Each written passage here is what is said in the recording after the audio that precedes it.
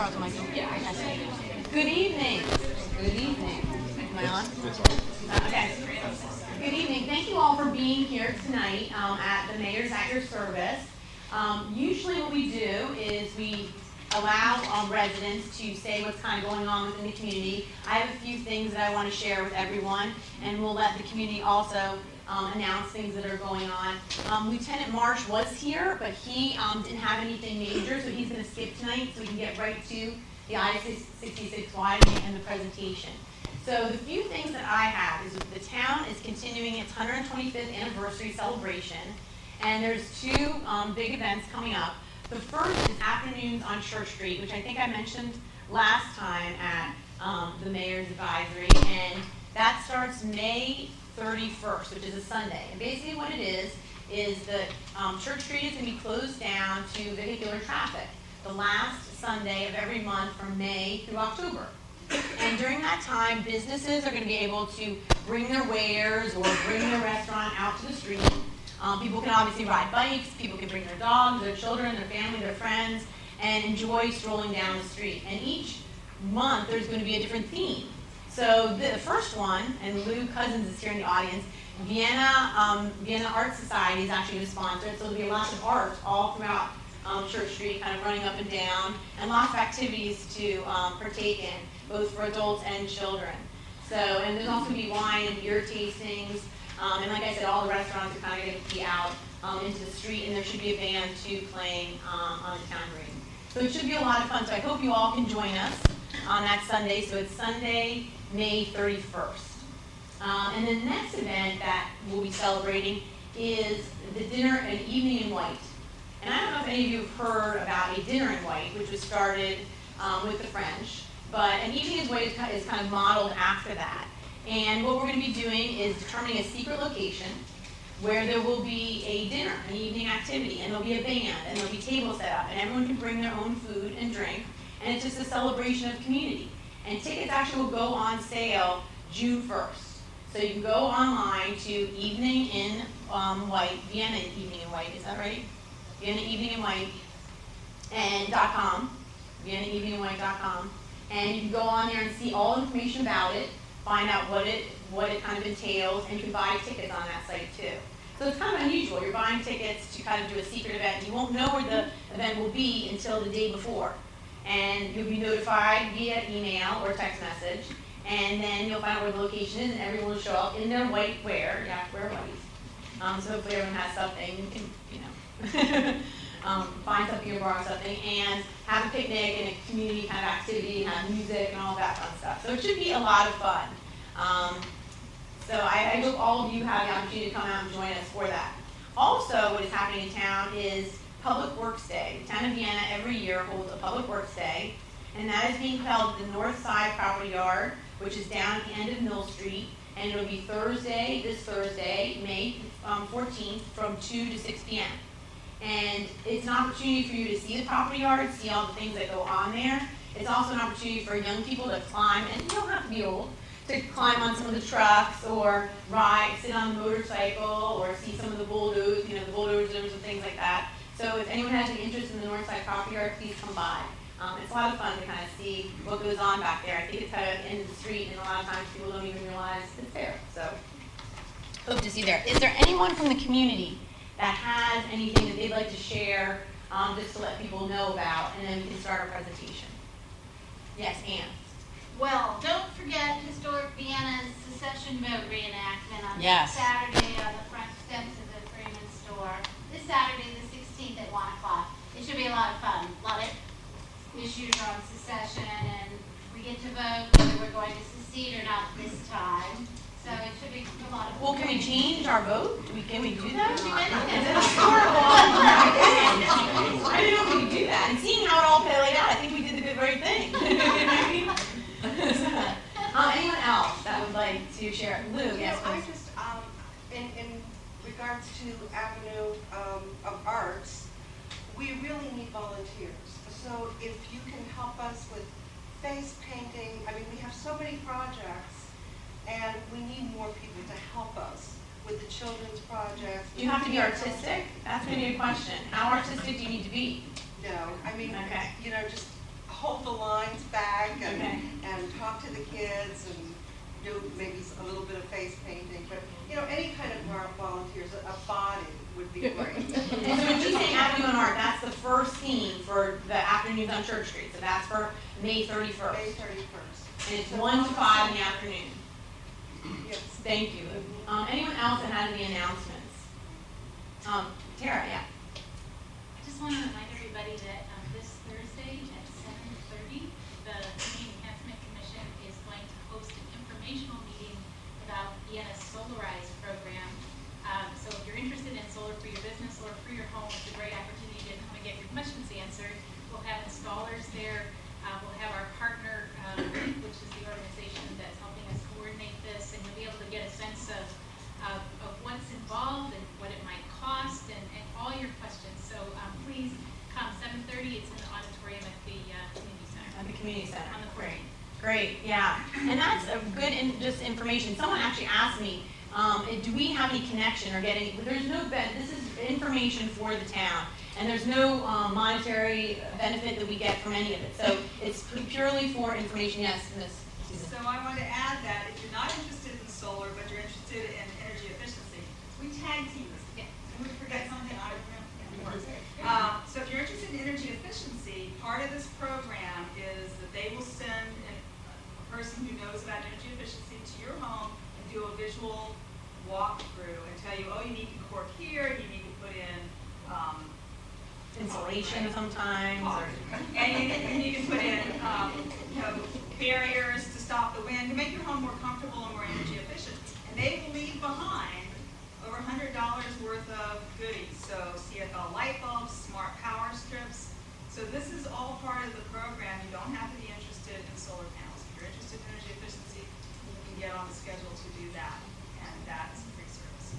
Is that also with the same time, same place? Yes. Same thing. We're the same. We're the same. We're on a team. 7:30 Thursday, yeah.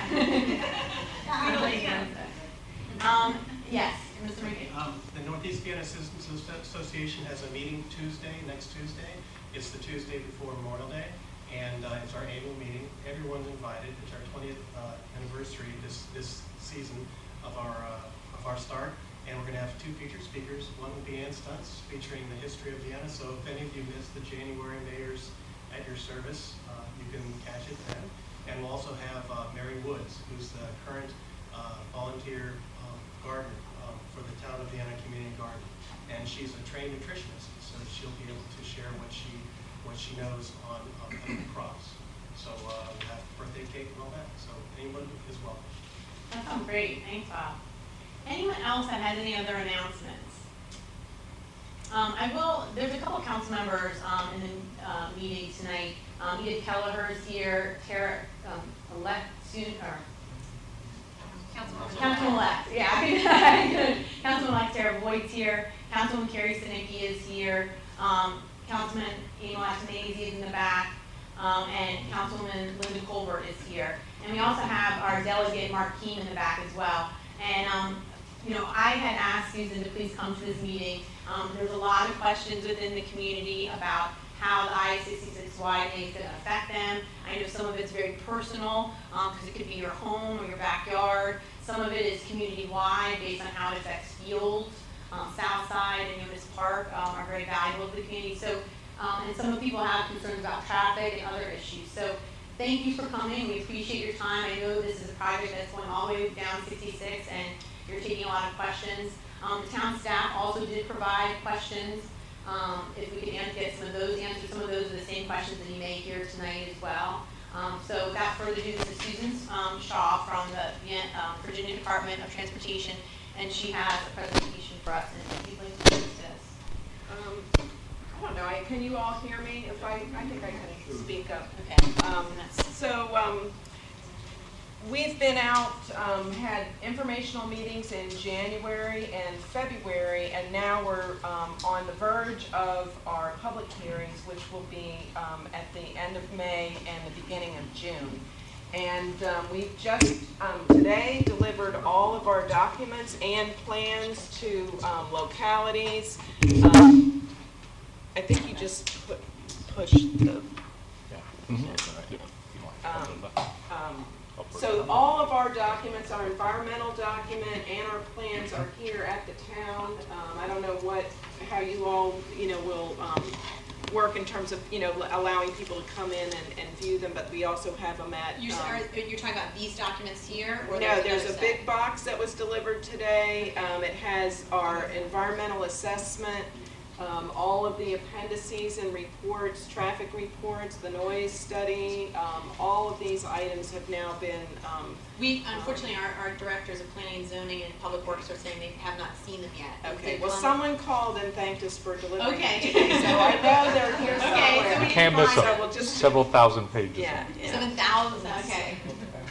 Okay. So you can't miss them, Okay, wherever so they we'll are. look downstairs before we go. Okay. Jennifer Murphy, perhaps? Oh, Jennifer Murphy, okay, she's in the Office of Planning and Zoning, yes, thank you.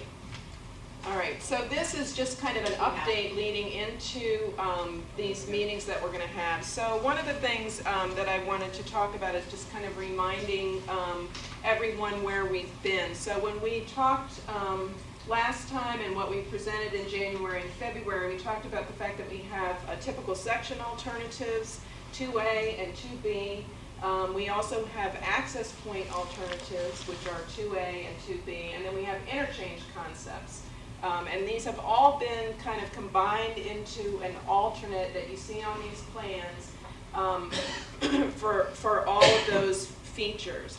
And so now we're coming back with the results of our studies, including noise, air, traffic, impacts on those different alternatives and presenting those. And then what we're working towards is combining those into a preferred alternative following our public hearing process. And after we gather public input, we also gather input from other agencies that also would review these documents. And just because an access point is in a 2A alternate that works really well doesn't mean it couldn't be combined with an interchange concept somewhere else on the corridor that's associated with 2B.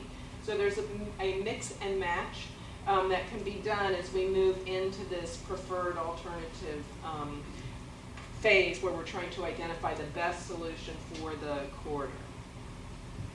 And so we've been doing a lot of public outreach, a lot of HOA meetings. We've worked with, done several information meetings. We were at Oakton High School last night. And just so you'll know, for our process, when we have an HOA meeting, we're there at somebody's request, so we don't publish that in advance on our website because we feel like that's the HOA's meeting or the community's meeting. If it's a meeting that we're sponsoring, like our public hearings, our larger informational or like our public information meetings that we had in January and February, then we publish those in advance. Now we do report out from those meetings, so you'll see which HOAs we've met with. If there's anybody that wants a meeting, we're happy to come out, and that gives us a chance to kind of focus on the unique issues that you have, like we're doing tonight, where we can just focus on what the issues are for the town. We do have an email. You can email. There's also our website now has a discussion board, so you can post comments and get answers online, and everyone can see your question and see the response. So that's another thing. It's new for us at VDOT, but we're trying to be more accessible so that people can have more interaction with the staff. So what we've been hearing as we've been out at these public information meetings, and this is not all the concerns, but here are some of the key ones that we're hearing. One is right-of-way impacts, and we saw two big features. I mean, one was our stormwater management ponds, and those impacts to, we had a number of homes that were impacted just from stormwater management, and then also from roadway elements. Noise has been an issue that we've heard about, both traffic noise, just general traffic noise. We've also heard about construction noise and concern about that, especially for people that are close to the roadway.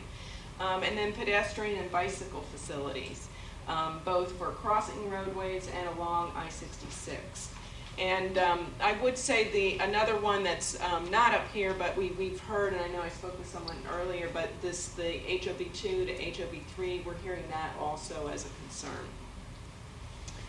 So this just shows you, this is a map in the Dunloring area, and so you can see Cedar Lane is on the left-hand side of that drawing, and you can see, I guess we don't have any pointer thingy. Okay, where the stream crosses, there is a large conglomerate of red there, where we had a lot of ponds, and those ponds actually were taking homes. And I think if you press that, then you'll see now those goes away. It's shrunken in. We still do have a pond there, but it's much smaller footprint. The other thing with that, can you go back? Go back? Yeah. So the other impact, which is not so much for the town of Vienna, but just for your information, because it's another thing that we did, but on the south side, we have a flyover ramp that you can see right by the 66 sign, and we were actually encroaching into some of the townhouses in the Dunloring Village area.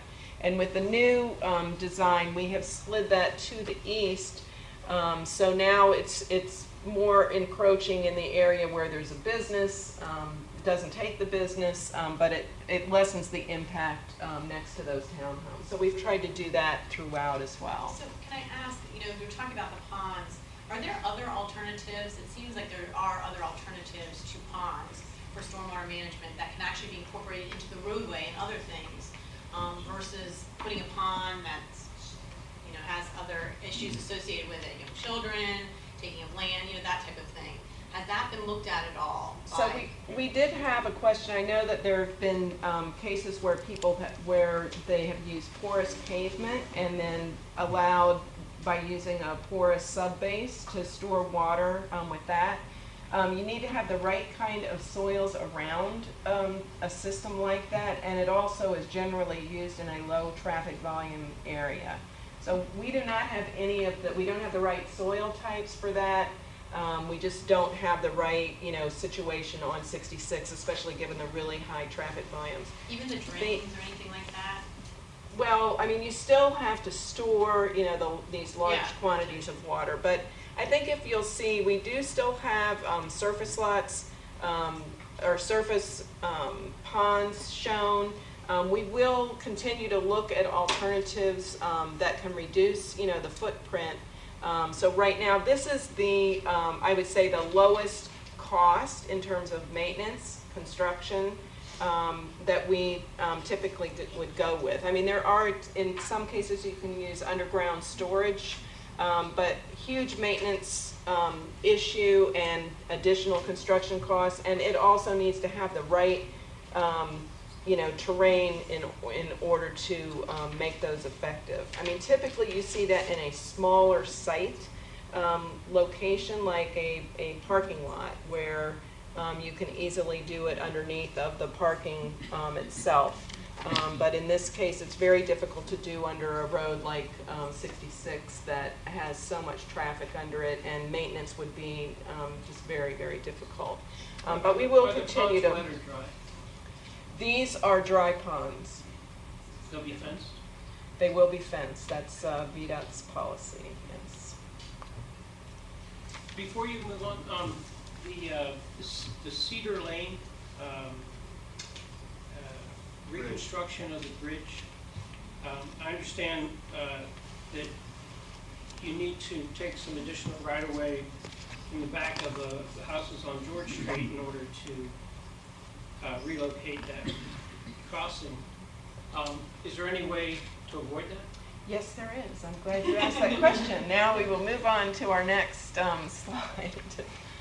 This just shows them where you can see the top and the bottom together. So you can kind of, the same thing we just went over. So you can see the red on the north side around the creek has been reduced, and then you can see how the ramp has slid to the east.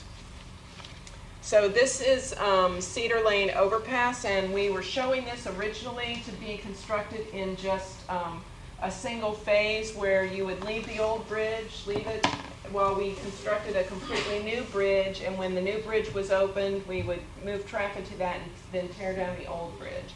And you can see the red line on the west side of Cedar Lane, and that's the backs of the houses that you were speaking about. So what we did with this is looked at a multiple stage construction where you would tear down, you would build part of the new bridge, you would tear down part of the old bridge, shift traffic, and then rebuild. So it takes longer, it is more costly, but I think the result is a lot better in that you'll see that we're now doing it completely within existing right-of-way. And so that helped to reduce and minimize that Can you show me where impact. Hilltop is on there? I can't figure out, is it Hilltop is, down there? Sue, may I ask a question? Yes. With that, you have moved it to the east.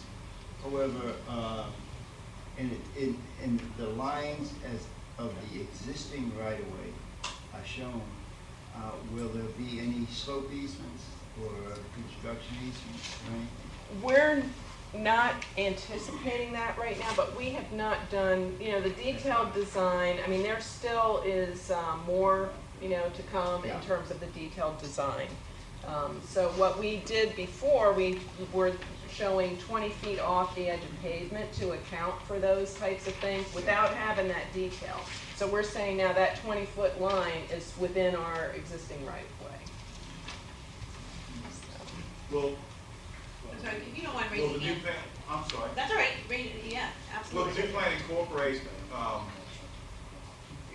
while this plan shows that it remains within the existing right-of-way, will the right-of-way be extended to accommodate? I know that there is isn't there a right-of-way mandate to the paved road? What do you mean the right-of-way? Isn't there some, don't you have to have an extra, from the edge of the road? No, we don't have 25 to. feet? No, we just showed that, yeah.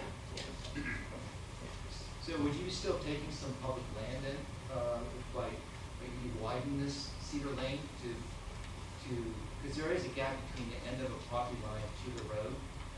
Will you be encroaching on that property, on that public land to? We'll probably be using all the public land that we have available to us, So I you're would say. saying that the fact that but- because you'd be widening it, that road's would be closer to the end of the property line.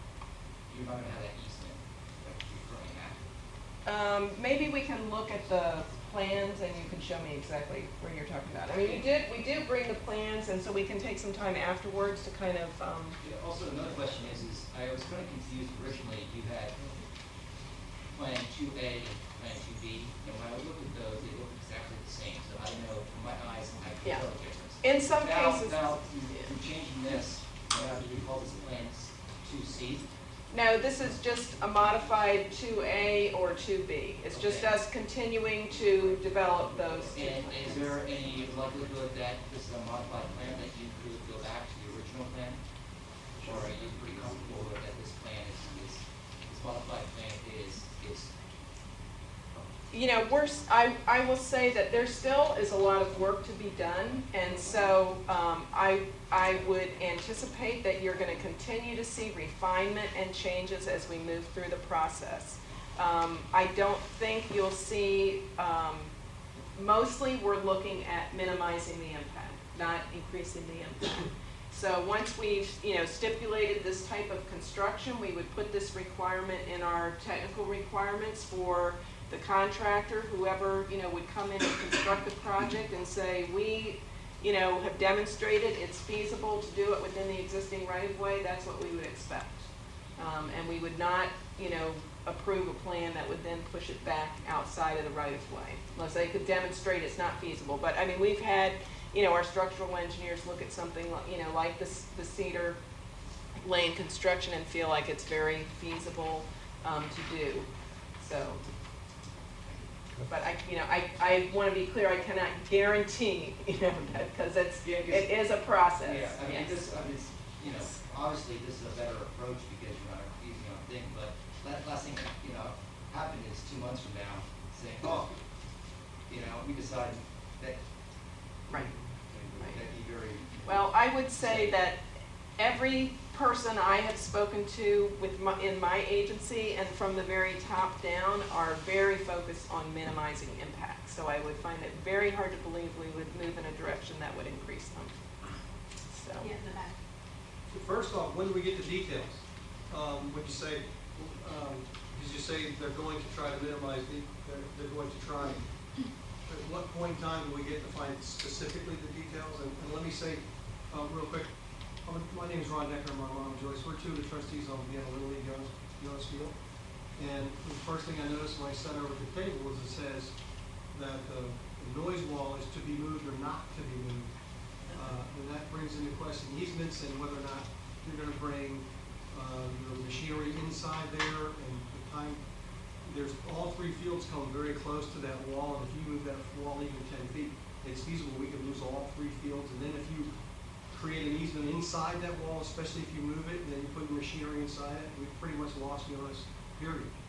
And what I want to know is if this is what's coming down and we need to try and find a credible, something we can work with, something, you know, the plan B, if you will. When do we find out the details, if not now?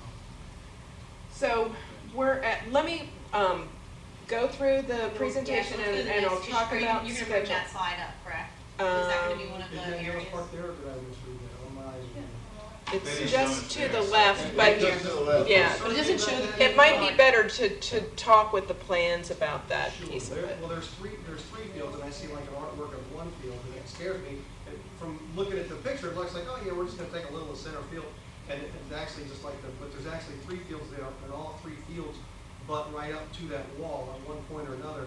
If you move that 10 feet, and then you need an easement on the inside, you need to put your machinery on the inside, kids aren't gonna have a ballpark.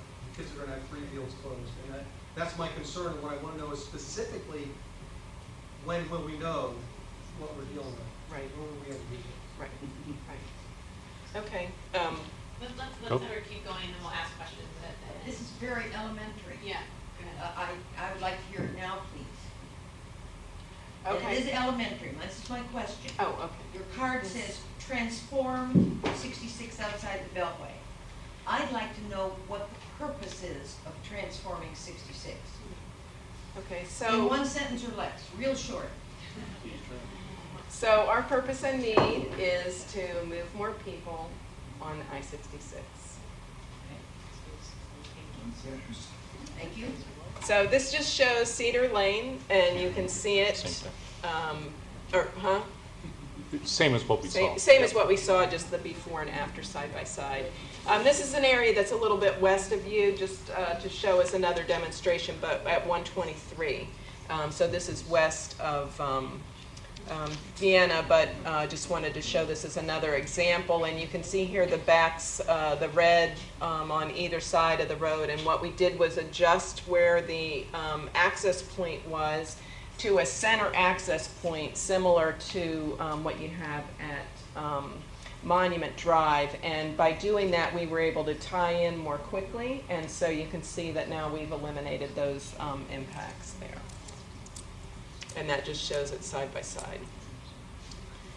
This is at the Nutley Street, and in here we mainly worked on minimizing impacts at the Vienna Metro station. And so you can see that in the before and then the after, we were able to pull that in and minimize some of the impacts associated with that. So regarding that intersection of Nutley Street and 66, I know that it only goes a little ways down. How much is that? You have Marshall Road Elementary right on that right-hand side. You have a view of that and what that is going to, okay. I see you're widening that area, so you'll be, where that red line, will you be taking some of that land by the school? That It's a stormwater. is On the opposite side. right, right. On the east side, we're not impacting right-of-way there by the school. It actually kind of shifts, Yeah, we're not encroaching on the school. yeah. I got it out. Yeah, but I'm confused. Okay, so this is, so you're not Right. encroaching on that area at all. Sorry, I'm looking at the wrong one. Okay. Well, I think one thing the mayor and the town council made it very clear: stay away from the ballparks and stay away from the elementary schools. So Yeah. try very hard to stay away from all. Yes, yeah. But as to Mr. Decker's point, I think, and this was in some of the questions that we had for you, construction easements, stormwater management easements, and if what's going to happen to the wall. There is a wall there now, and actually part of it is down. Is that going to be fixed, which we're hoping it will be, and then to not, to construct outside that, the construction construct on the other side and not construct on the ball fields and maintain them, is obviously our preference and what we would want. So that's huge for us, you know what I mean? Right, Those right. fields and protecting those fields, and if anything, even just kind of making it better in the sense of putting that wall up, or completing that wall, making it a better wall and kind of buffer zone from I-66 would be our, There's a gap there now. yeah, there's a Right, gap there. right. And it is shown in the environmental study that, and you can see it on the plans here, we're showing a potential noise wall there that To replace based the on the existing study. wall? To replace and then fill in, you know. And I think that that note on there is just, they know there's an existing wall and the study confirmed that it needed to be there, and we haven't done enough, you know, look at whether anything needs to actually be relocated or whether it would be able to stay in place. Is the wall So similar we haven't. is the wall similar to the other side? Like, we have a metal falling down, rotting out wall on our side, but on the other side, would not be 66 is similar like a to stone, really tall. Like on the Briarwood Trace side, they have a much taller cement structure. Are we going to get that quality of sound wall? Because we now have like metal, and it's like Yeah, that's an older style of wall that we don't use anymore. We have a lightweight panel system we use occasionally if it's on a bridge, but generally we go with the concrete surface that's an absorptive material, so it actually, you know, it doesn't reflect the noise. So the metal ones you see, those are pretty old in and terms of. the ones across are taller Yes. too. They go higher, I guess. You know, it depends on what the results of the noise study, so they look at getting it an appropriate height to get the decibel reduction that they need to get to meet the federal criteria. Excuse me, Susan. I'm Brian Smith. I'm with Vienna as well. I'm the sponsor director, finance chair, and I noticed we've gotten 2 survey notices already from the VDOT. So something's going on. So do you have any information to share on that? So we're just getting survey, we always get it outside, a little bit outside of our limits. That's just our standard, you know, procedure. And so we've been getting surveys for utilities now. That was something that we didn't pick up originally, so that's probably the most recent one. And then any obscured areas where we did an aerial survey and we couldn't see through the tree cover, so we have to go back and get some ground survey for that. It doesn't mean that there's an impact, it's just part of our standard process for getting, you know, enough. And part of that is we need to have, you know, some of that information for utilities and understanding where they are, making sure we're not impacting them. And one last question. It wasn't clear on the Cedar Lane Bridge. Is it one side, or is it right up against the sound barrier wall right there on our Rose Field? So what is there awareness of that as well? In terms of Coming too close to that field, that, as Ron Decker mentioned, Rhodes is right up, very close to where that Cedar Lane Bridge, where that work is being done on the other side of it. So I think that needs to be, that's an additional concern that I don't know if that's been talked about. Okay, I'll, you know, make sure we make note of that. So will we get a time frame on when we'll get back to the Yes, specifics let's on it? go ahead Okay. through to, because I think these are going to be easier to see on the Wait, before you guys go back, is this on this map here? I just wanted to ask a quick question about noise in general, and you say you're doing studies. Are you coming into the neighborhoods because there's an issue of noise for residents that is just living in that area? And granted, we understand we live close to the highway, so we have to deal with some highway noise. But improvements in the walls and the sound barriers could improve the quality of life for the residents in the area. So are you looking at that in terms of the streets that are, you know, that basically go up into 66, like Ware Street and Jonas and Bryan Drive and Delwood, that all have tremendous highway noise?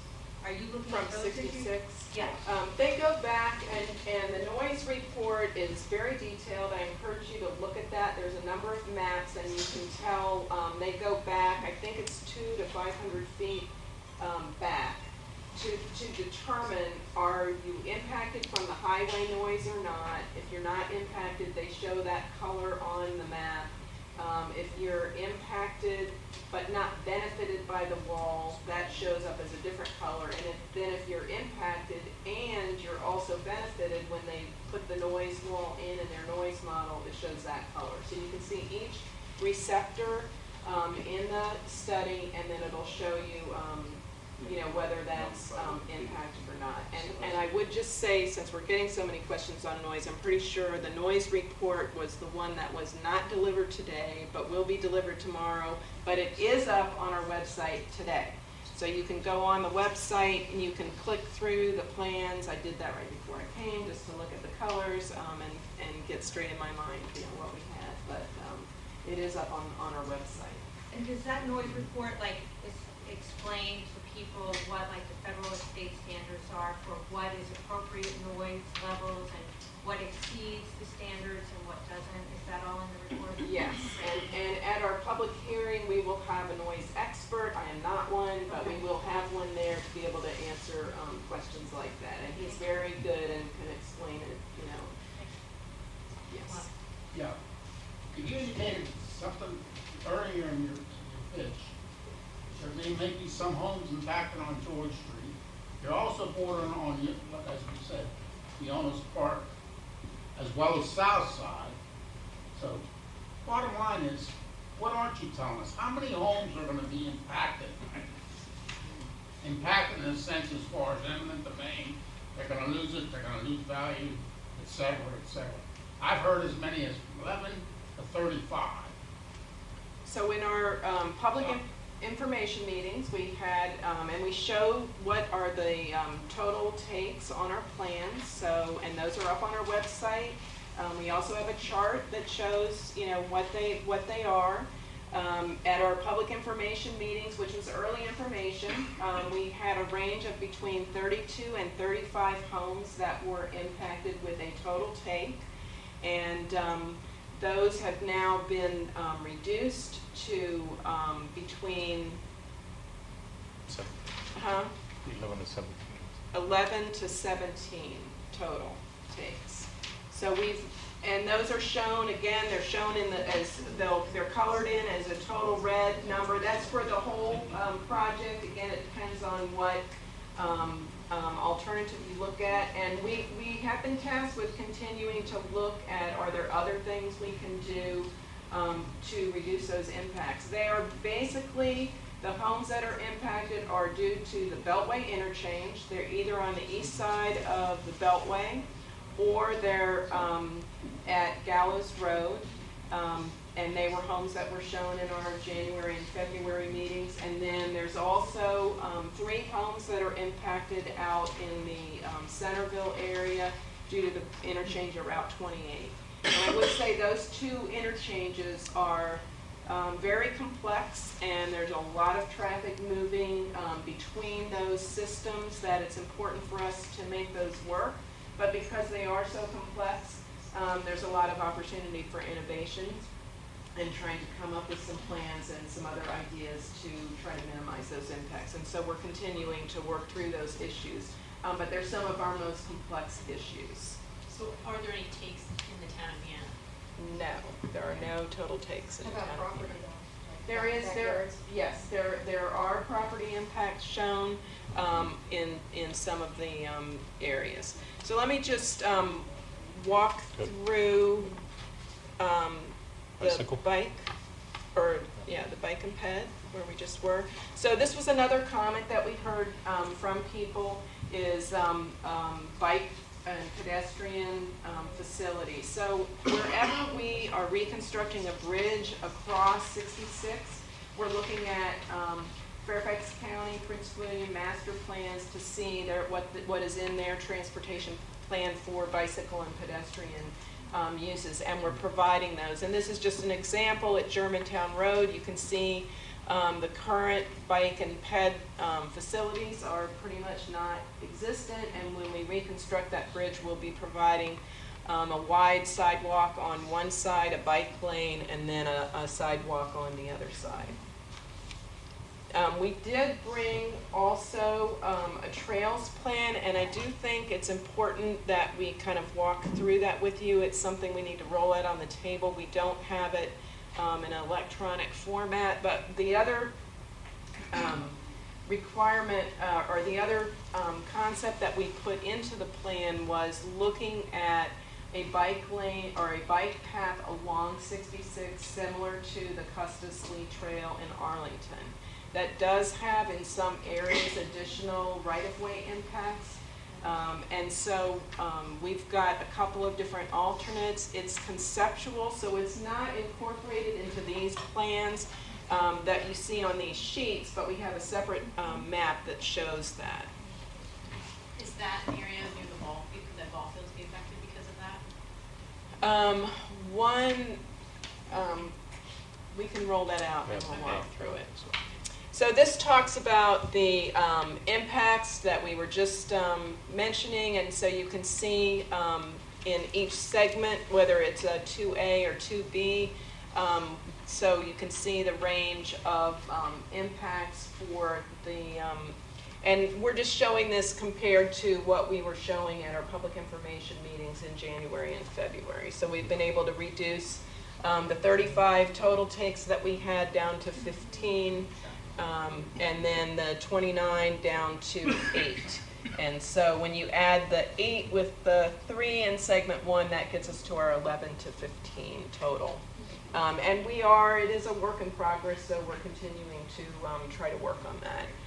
We also, our parcels that had partial impacts also were reduced. So this gets to the timing question, so sorry you had to wait for that. But so where we are is that we are at our environmental public hearings in May and June, and then we'll be collecting comments through June 18th. So that's so that they can be recorded and incorporated into our formal public hearing process. Even if we get comments after that, of course, we'll continue to look at those and review them, but they will not be in our formal comment document. And then we'll have a final environmental document at the end of 2015. So once we, tabulate all those comments, and we'll probably continue to have meetings also with HOAs or whoever wants a meeting. Certainly will continue to do that. But as we move through the summer, we'll be focusing on identifying a preferred alternative that we would then bring to local governments, the local region, have them Would that be review in the this. fall? So we can schedule something perhaps maybe in the fall for you all to come back out? Yes. So we as a town can obviously give comments, give feedback, and then when will the alternative, you're saying, this summer? Yes. Okay. Yes. Is there another public hearing? So there's not another public hearing associated with the preferred alternative. Now, we would probably do public information meetings, come back to the public with results and more communication.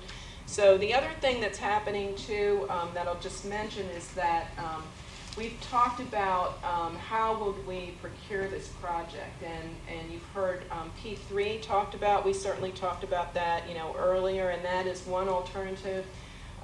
Where we would look to the private sector to bring a significant investment to the project to help fund it. But there's other alternatives that are also being explored. The Secretary of Transportation is working with our P3 office, but they're looking at a number of options to finance the project, to build the project, and no decision has been made yet. There's a new law that goes into effect July 1 about P3s and how we do them in Virginia, just making the process more disciplined and more transparent. And even though this project was started before that, they are going to, there's a committee that's established that you report to that committee that includes elected officials, state legislators, as well as Commonwealth Transportation Board members and VDOT staff. So it includes, I think it's like an 8 or 9 member panel. And so in July, they're going to look at some of this information financial analysis to determine and weigh in on whether it should be a P3 or some other type of procurement. Yes. Doug, did you have a question? Doug, did you have a question? Oh, I had a quick one.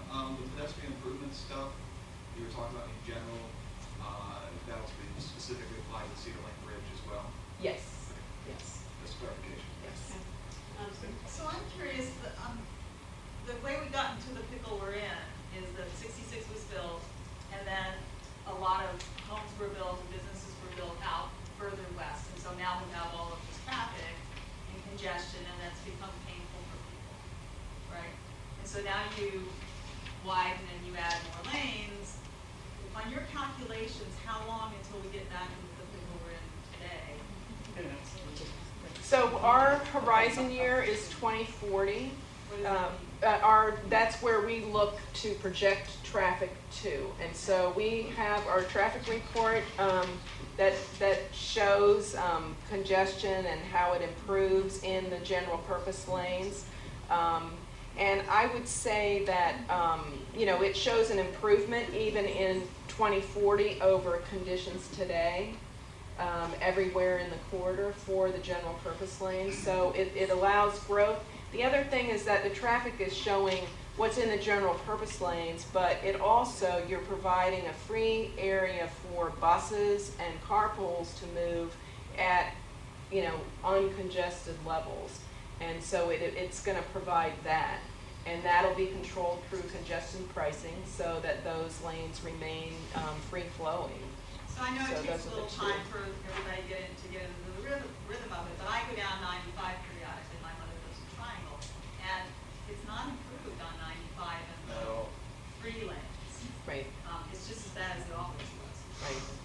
So, it's improved if don't have to go down to the end where it stopped. It has improved, and we've seen travel times improve in that corridor, but there is an issue with capacity as soon as the lanes end. I mean, there's no question about it, and they are seeing that. They're seeing a lot of congestion. In other words, if you used to get off at Dumfries, if that was your... I'm talking about Woodbridge, the traffic still is right, as it always was. right, because there was no capacity done south of there. I'm just saying that, if you where the lanes end, there is congestion. Congestion builds south, as you, from the south of those lanes, and it just backs up into the, where those lanes end. So we're seeing that. But we're seeing other areas in the corridor where it's improved. This is kind of a follow-on to that question, but the other direction. I have a number of friends who live down South 95, and in terms of hot lanes, HOV lanes, and they're a HOT traveler. They get up to 395. They have to join the main lanes, and the congestion is worse because they're now adding to the main lanes instead of staying in the HOV lane. Can you share some information on the timing and relationship of this project relative to the I-66 inside the Beltway project? Yes. Not a ton of specifics, but just general relationship between where we are with this today, what the timing is for that, what the relative impacts of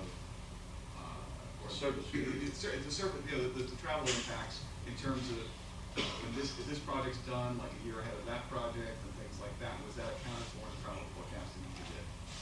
So this project was underway, and we had never heard about that other project, 66 Inside. It did just kick off officially in February, I want to say, was the kickoff for that. And that project, for those of you not aware, but it's a project for inside the Beltway. It's a multimodal project. It's looking at tolling all of the lanes and converting them to HOV3, but during peak periods only. And the peak periods today are 6:30 to 9 and 4 to 6:30. We're looking at also expanding those to match up more with what we have on the outside the Beltway. That project is in its very early stages. We have done really no public outreach. We do have a website up for 66 Inside, which you can find when you go on Transform 66. You can click 66 Inside or 66 Outside. And the goal is to use those tolls as a way to help support the multimodal improvements that were identified in a multimodal study that was done back in 2012 and 2013. And the timing of that project is is much quicker because there's really no large infrastructure. There's no pavement that's being, constructed. It's largely a, gantry tolling system project to be able to implement it. It does also include a study of widening 66 eastbound between the Beltway and Fairfax Drive. The timing of that is not known. It is listed as by 2040, but they're going to look to the traffic study to determine that. And they're just now getting out there to do some traffic counts in the corridor. There were some early ones that were done, but they're going to be updating those. And we are going to be putting on our website, just so you'll know, on the 66 Inside website, but there will be a couple of meetings coming up. These are information meetings. There's one June 16th and one June 17th. One is in Falls Church and the other is in Arlington. So effectively, they're like 2 to 3 years behind the environmental process, or you are effectively? There's no environmental document required for to implement the tolls, and so that lets them set ahead of us, and because it's no right-of-way impacts and no, it could be done much quicker. So they are anticipating having, toll day one or much earlier, like it could in the 2017 timeframe, where we would just be starting implementing our project in 2017. So they actually begin ahead of you? Yes, even though it started a little bit after. Yes. Has any thought been given to how that may impact traffic in Vienna if folks are trying to avoid those tolls or can't come up with that carpool arrangement and they're getting off at Nutley and then coming down our local streets? We are looking at toll diversion and trying to understand. We're just now, starting to build that traffic model. And I know I talked with somebody tonight earlier about that. So I'm going to take that back to our traffic engineers and make sure that they're looking at a big enough study area to take that into account.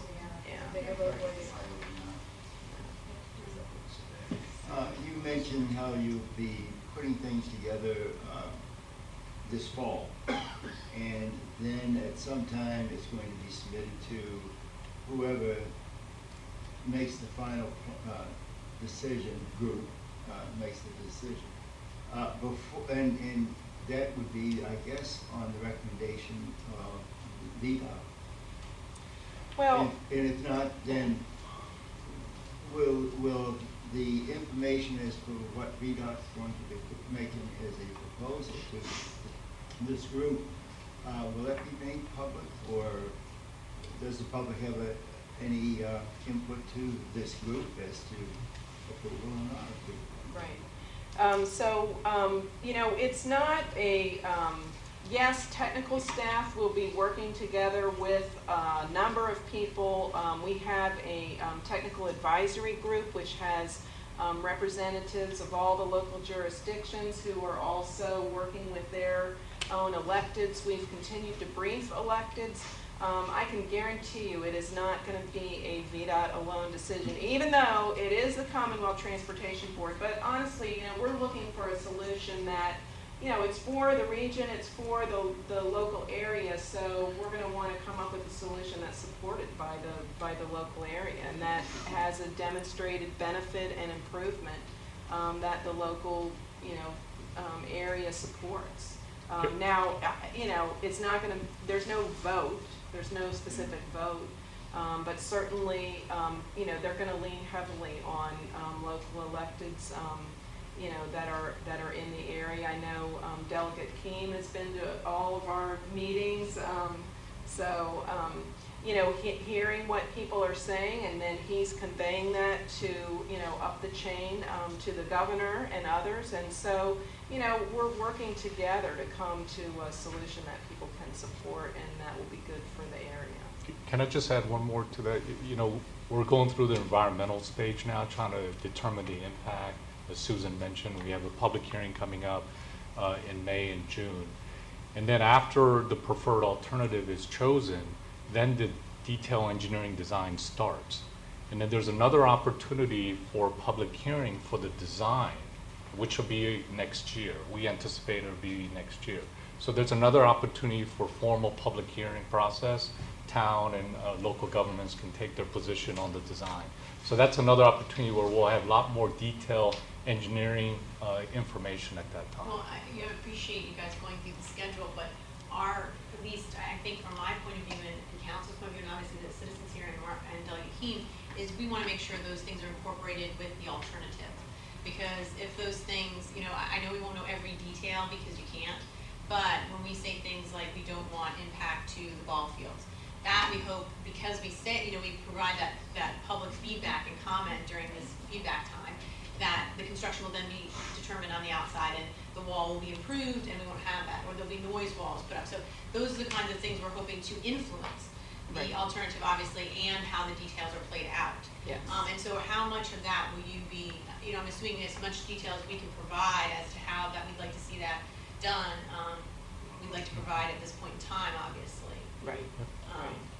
And I mean, you know, parks are, you know, they're sacred ground, you know, from Yes. the environmental document, Schools, the community parks, standpoint. even things like It will that. be, I mean, you know, we're showing no impact to the park. We anticipate there would be no impact to the park, and that we would work to construct the walls from the 66 side. We're not going to run, you know, equipment through your park.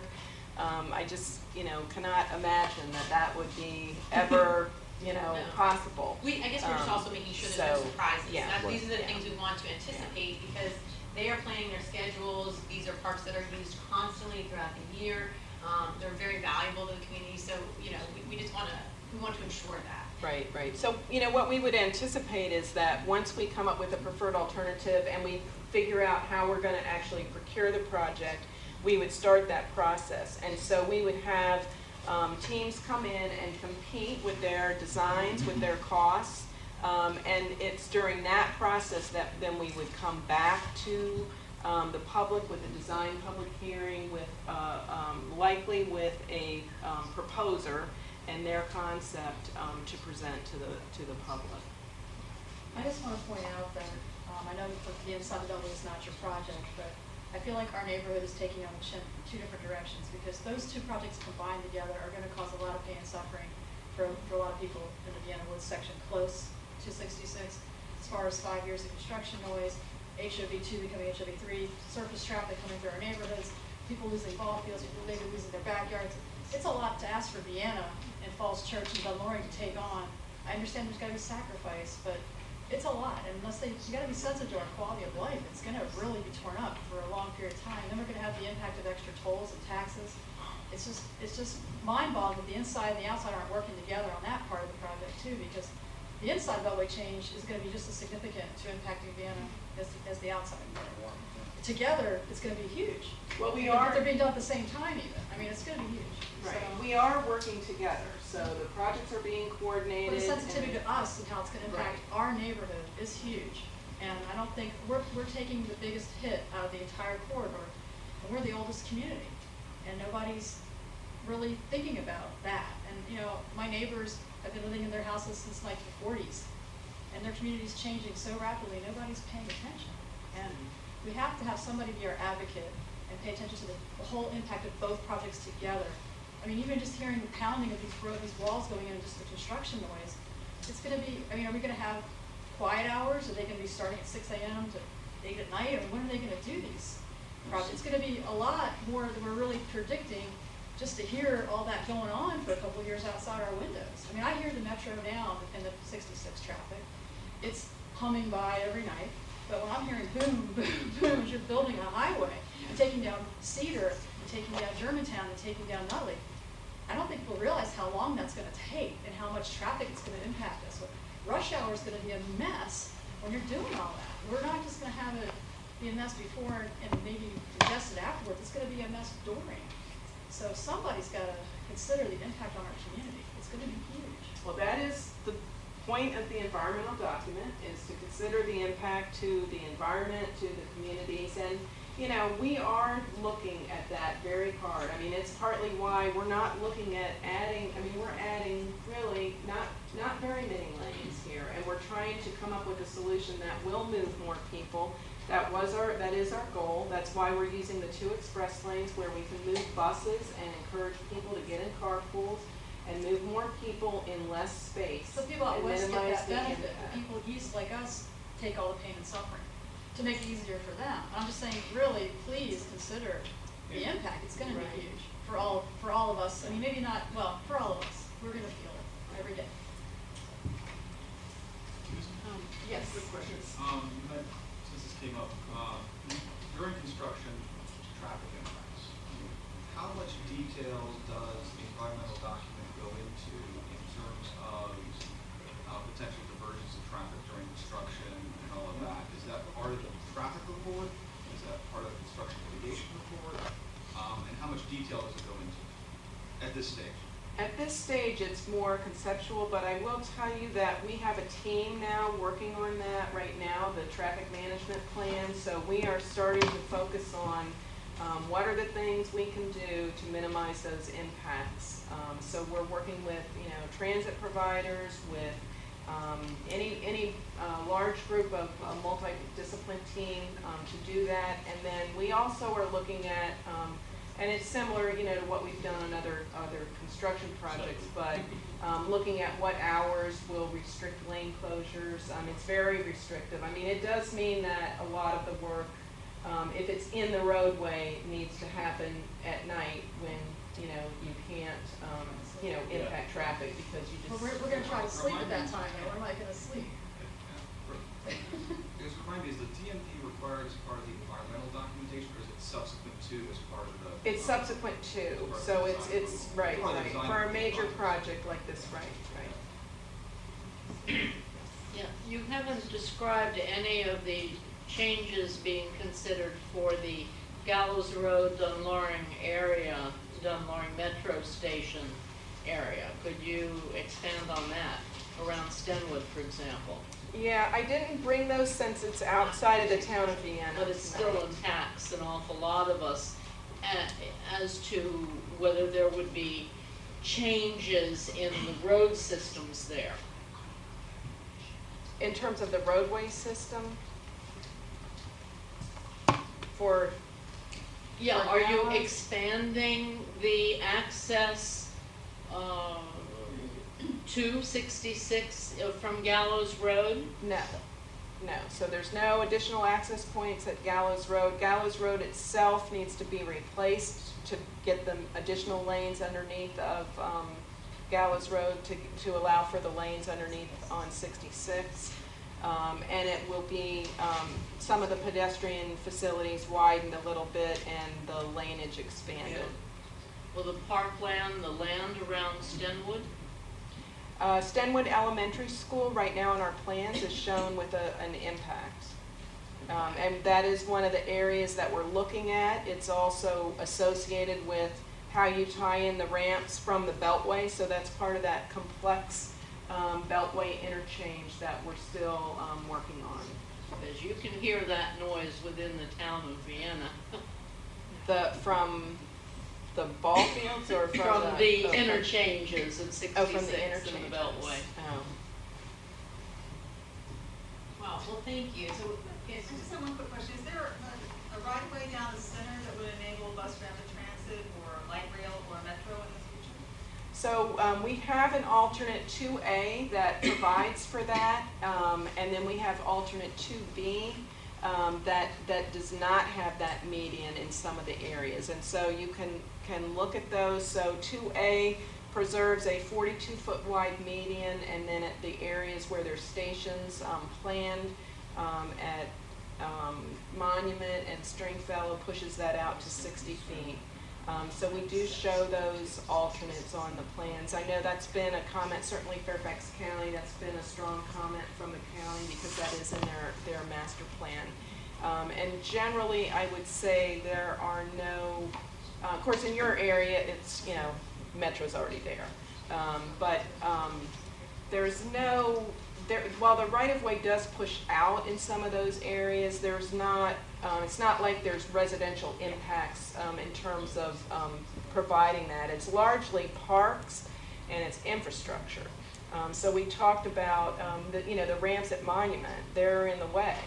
Well, do you push those out now, or do you just use what's there? If you push them out, so we do have a plan that moves those ramps outside of the metro footprint. Same thing at Stringfellow, that ramp goes down in the median, so it's right, that's where metro would be. So now we have a plan that pulls it off in a flyover and would take it up over metro and drop it over to the Stringfellow park and ride lot, so that would allow for that connection to the future station. And so I think the question will be, do we want to make that investment today? Do we want to make it later? Do we, where we're building new things like the 28 interchange, which is huge.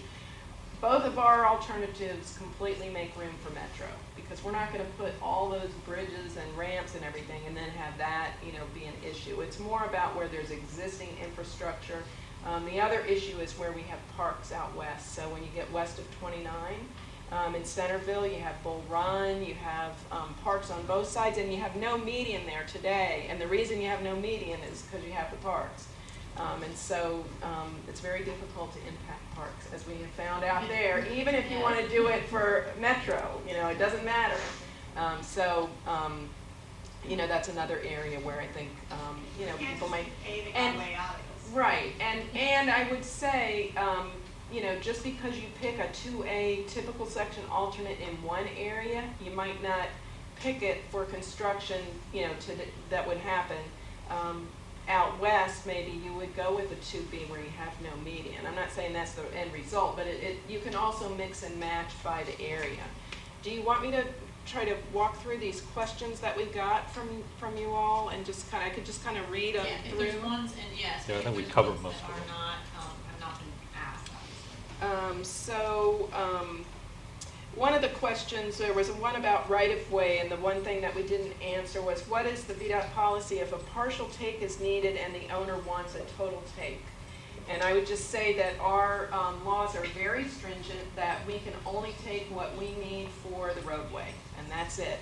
Now, there are times when we come in and the partial take, when our appraisers actually get out there and appraise what's being constructed and the impact to the property, that even though the line doesn't fall on the house, they consider it so damaged that it becomes a total take.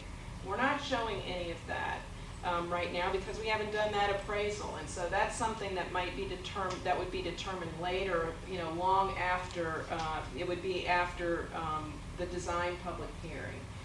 So we haven't done that level of analysis for the projects. Are those houses identified though? So if you have even a partial take, because you said in the town there's no complete takes, but there are some partial ones that could then perhaps fall and become full takes, correct? Right, but it would have to be, pretty significant. Where it's a strip take of the back, 5 feet of your backyard or 10 feet, I mean, would be a tough sell to say now it should be a total take. You would have to, it's a, okay.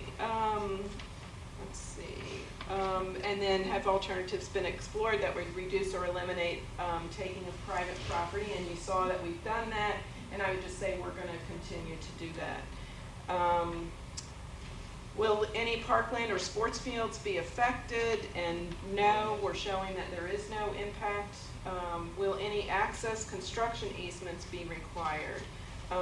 Once construction is over, will everything be restored to original condition and functionality? And I would say yes. We're not showing anything for utility easements or construction easements on the plan, so that may be something that does come about, but we've tried to be somewhat conservative on that right-of-way line to show it's 20 feet off of our proposed construction. I'm sorry, so you're not showing utility, and what are the other ones? And any temporary construction easements, that would be the thing that would be, restored back to its condition. Are any adjustments required to Vienna's water or sewer system? And that's something, we're just now in that process of getting those utilities located, so that has not been determined yet. But can I ask, based on that, if there are impacts, will people be compensated for that? Yes, if we impact a storm sewer or a sanitary or a water line, we have to replace it in kind. Yes, and we're required to, it depends on what kind of easement that, or if it's in our right of way or not in our right of way. There's utility agreements that we have, but it certainly wouldn't fall to the property owner. It would be something that we Or would the carry. community plan where it's located. Right. Which eventually is the property owners. Yes, yes. Okay, and then noise walls, there was a question about noise walls, and so those are now shown, and the noise study has been put up online, and you'll have a hard copy of that tomorrow here at the town. It's also, the documents have been put in several libraries. Do you know which ones? Well, on that note, if we Okay. have the documents, obviously people can come into town and look at them. We have them all here, so people are more than welcome to come in, especially if there's specific questions, and to look at them at any time, any time during our hours are open. Okay, and then there was a question about future town projects planned, and certainly, and how to coordinate those, especially if they're near 66 or Nutley Street, and certainly we're ready. I mean, we can have our engineers meet with you now to start planning that or understanding what things are under consideration. So we'd be glad to do that. We have Charlie Borich at our office who would be the contact. I can give you that information. Okay, please do. Okay, what kind of roadway lighting or illuminated signage is proposed for the corridor, and how will light the spillage adjacent to residential neighborhoods? The corridor is currently lit, and so we're planning to have it stay lit in that corridor, but we don't have any designs yet of that detail. Our new light fixtures are designed to minimize spillage into adjacent neighborhoods. We do want to go through the bike trail. Maybe we can roll Yes, that out please do. and look at that. So that was another thing, was a bike trail along 66. I guess with the bike trail, is that going to have any impact to the town? And that trail, that's going to be along the roadway, correct? Yes, well, we do have, we can roll that out Okay. and we'll look at that. And then a question about informational signs and tolling signs on roadways and roadways entering the corridor. Some are located in residential areas. We have the lovely sign at Gallows Road. I know that was it. That's right at the school. So we know that there will be signs required at some locations. We just don't have that designed. I mean, the fact that there's no access point at Nutley Street means there won't be a sign, around Nutley Street, since there won't be an access point there. But that detail will be developed during the design phase. So I think that's it for these questions. A quick follow-up. You were mentioning water and stormwater and all of that, and this may be a follow-up for Dennis as well. I know the New Chesapeake Bay preservation ordinance stuff in terms of the flows and all of that. So I gather then the stormwater systems you're designing would meet those requirements, so for those places that are kind of within the town boundary, you don't get dinged for that? Because 66 does cut through town, because there are houses in Vienna on the south side of the road. I mean, we would treat for our water for the roadway. Exactly. Yes, So yes. that would get to, because when you measure something downstream doesn't tell you where the water came from. The stream. Oh, in terms of, In yeah, terms of where the yeah. water came from, so, where the flow came from. So you're gonna mitigate your stuff to the New Chesapeake Bay requirements, so therefore. So we're treating for quality Right. and for quantity. The quantity for the new requirements would have required that we treat for all of the pavement on 66, including the old Right. pavement that was there. We are only going to be treating for the new pavement that we're adding. That was how we were able to reduce the number of ponds that are on the plans. And that meets the requirements of the act. It's grandfathered to the 2012 requirements. Okay. Right. they're not gonna be susceptible to the new ones as of July 1st, 2014, that we get that. Your grandfathered into the old. Right, right. That's the For one that roadway showed pavement. 12 residential relocations. Right. Right. That's something we as town need to pay attention to in terms of elsewhere where stuff may be measured, just so that, you know, documentation tracks. Right. Do you have any statistics on the number of cars traveled in the area that we're talking about, and or a percentage increase, for example, say over the past 5 years versus anticipated over the coming 5 years? Yes, we have a whole transportation technical document, traffic study that's devoted to lots and lots of numbers. Is it on your website? It's on the website, and it's also here. And I don't know if it looks at it exactly, you know, like the 5 years past. What we look at is we do traffic counts, we look at land use, we look at the traffic model that the Council of Governments has, and then we develop that specific to this corridor. And we project that out for the design year, which is 2040 for this project. So we project it out for 2040. We look at 2040 with our project. We look at 2040 without our project. And I would say that one of the things that we've seen, along with all of, there's tons of data. It's a very complex corridor, as you know, and a lot of that is because there's a lot of unmet demand today. So there's people that want to drive on 66 based on where they are and where they want to get to, but they don't go on 66 because it's congested. So they're going on the local roads. And so what we're seeing in 2040 is 66 gets worse. It's congested more times of the day than it is now. And we're seeing that there's more unmet demand. There's more people that would like to go on it, but they just don't go on it because it's too crowded. So I would say that's one of the biggest things that I see, especially for, you know, these closer in areas, is that, and you know yourselves, I mean, probably you choose to not go on 66 sometimes too, that you're not driving on it when really that probably would be the best choice for you if it wasn't so congested. And we're just seeing that trend continue, that it's going to be increased and over time through 2040 unless we provide some additional capacity on 66. And we are seeing with that, we're moving more people on 66 than can be moved today, and we're seeing more of that demand met. Is it a total 100% fix of all the traffic congestion that would be anticipated in 2040? I'm not going to lie and tell you that it would fix every single, you know, there still are some times of congestion that we see in our 2040 model.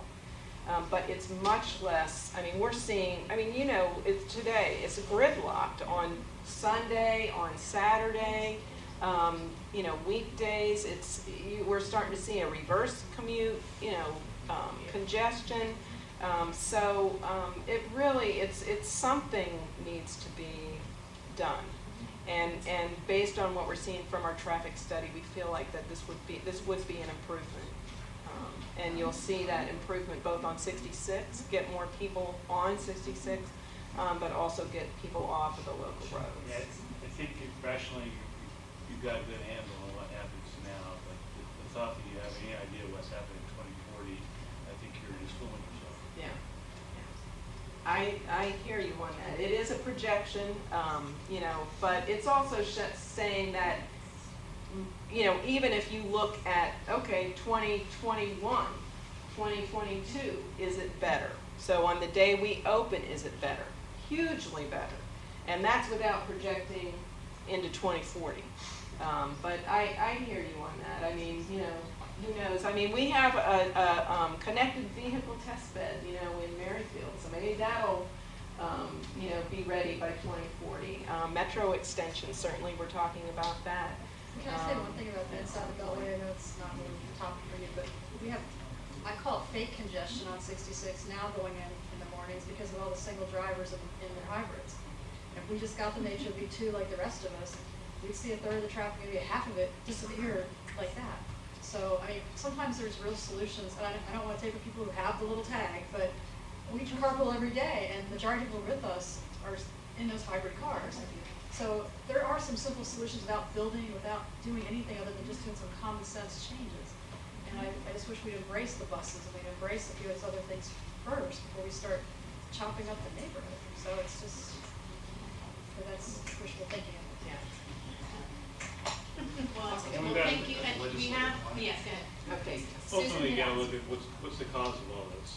It's the need to get into the Beltway for jobs and so forth. So ultimately, I hope our elected officials would be looking at this a little more realistically and saying, okay, how do we bring jobs out of the district area into other areas and so forth, or telecommute more or whatever, but reduce the need for 49,000 people trying to drive on 66. Right. Well, and we are seeing, I mean, that's one of the things I would say about this corridor that's different than, say, 95, where 95 is pretty homogeneous. People are, heading from parts far south and into DC, very strong, commute pattern. But we're seeing a lot of different commute patterns in this corridor. So there's a big movement that's from west, say Haymarket, and they're heading north on 28 to get to areas like Reston, even to get into Tyson's on the toll road, or to to get up in that corridor. And then we're seeing some reverse commutes coming out, even out of the areas in Arlington. So it's a pretty diverse travel shed, and we're seeing that in our traffic numbers. So. Susan had mentioned that the documents were going to be available. They are available here at the town, but they're also in other locations. And the libraries that are included are Tyson's, Pimmit, the City of Fairfax, Centerville, and Bull Run. The other thing to note is if you did not receive a postcard already, you can see me and I have postcards that include the public hearing date, times, and locations. And there's also a sign sheet at the podium. So if you'd like to receive electronic updates or details regarding the public hearing,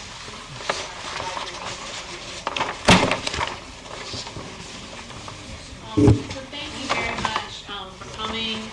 So actually at this point, we can look at trail documents, and certainly we as a academy we got back alternatives, and we also will be gathering all the comments and putting that into our public comments too. They're well aware. We can move those off. So they're well aware of some of our concerns, and they already are. I've been sharing that regularly, but we'll continue to do that. So thank you all for being here. If you have any further questions, please come up and look at these, ask questions, and we'll continue to follow up. And thank you very much for coming. I've asked Hope to walk through the trail plan in this area, so if you're interested in that, he'll kind of do a quick run through. That'd be great. But other people can. Thank you very much, and thank you so